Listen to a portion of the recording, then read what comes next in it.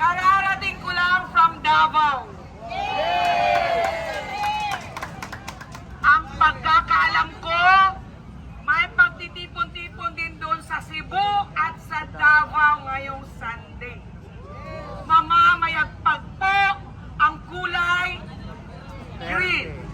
Ako bilang boses ng Mindanao, Davao, I am proud sa mga Duterte. Metro Manila, magandang gabi. Kararating ko lang from Davao. Nagkita-kita tayo doon sa veteran. Si Anthony Lopez pa yung nasa hospital noon. What if kung si Duterte at saka Inday Sara na?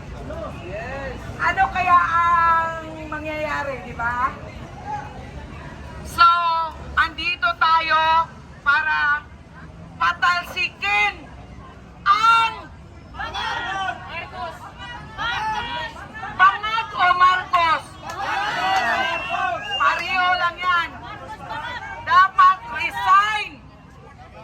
Dapat resign ang panawagan natin para makaahon na tayo sa kahirapan. Agree or very agree? Marami na po kaming taga Davao, taga Mindanao na paparating dito. Sinasabi nila, yes! Sinasabi nila na putol na daw. Wala nang pag-asa.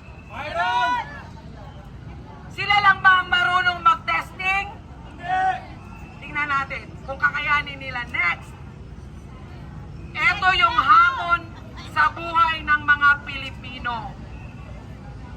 Ang pagkakaalam ko, may pagtitipon-tipon din doon sa Cebu at sa Davao ngayong Sunday. Mamamayagpag po ang kulay green.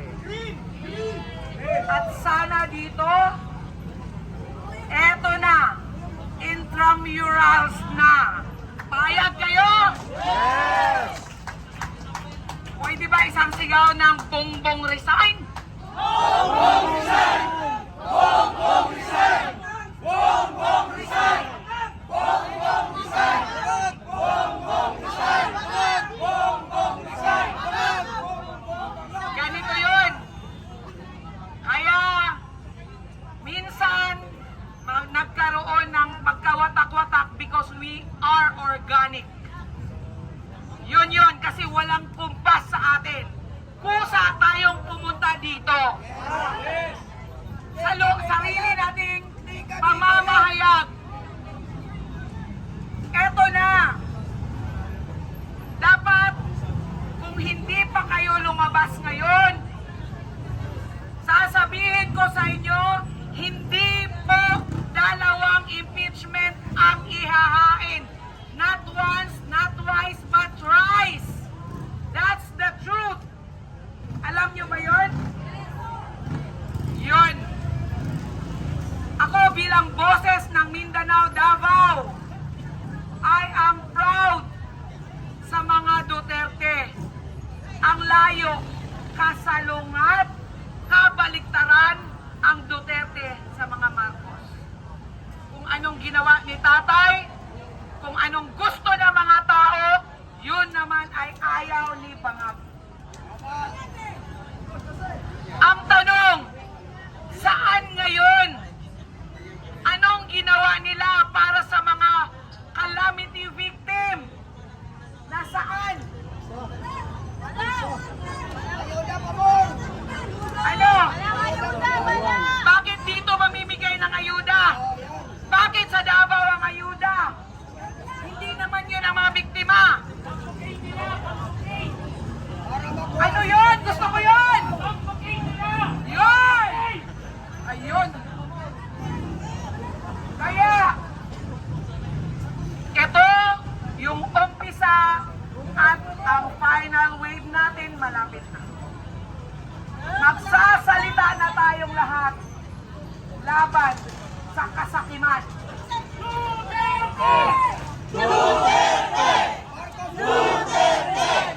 Marcos resign! Marcos resign! Marcos resign! Marcos resign! Marcos resign! Marcos resign! Marcos resign! Salamat sa mga vloggers! Yung mga gwapo at gwapang mga vloggers, salamat! Ayan!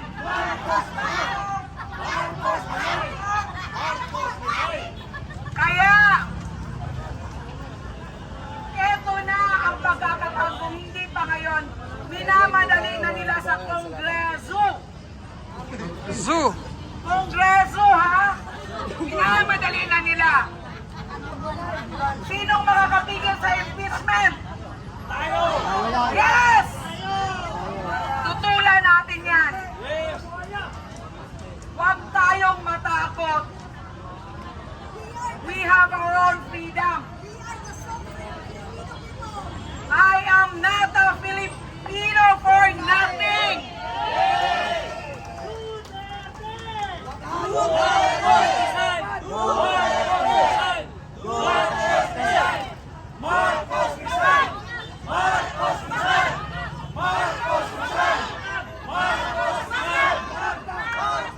Alam ko, kung namamayagpag ang kulay ng green sa Cebu at saka sa Davao, alam ko dito rin. Kaya, salamat sa pakikiisa at paniniwala at pagmamahal kay Tatay Digong at kay VP Sara. Alam naming taga Mindanao, hindi kami mapapahiyak yan. Mahal na mahal nila ang Pilipino. Mahal na mahal nila ang Pilipinas. Mabuhay ang Pilipinas!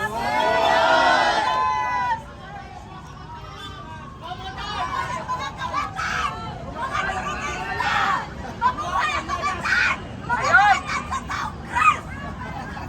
Kaya salamat! Andito ako, handa na akong magutom, handa na akong hindi matulog. Pwede akong matulog sa kalsada, ilaban ko lang ang aking karapatan. Sigaw ng bayan! Marcos resign! Marcos resign! Marcos resign! Marcos resign! Marcos resign! Marcos resign! Marcos resign! And I have to reserve.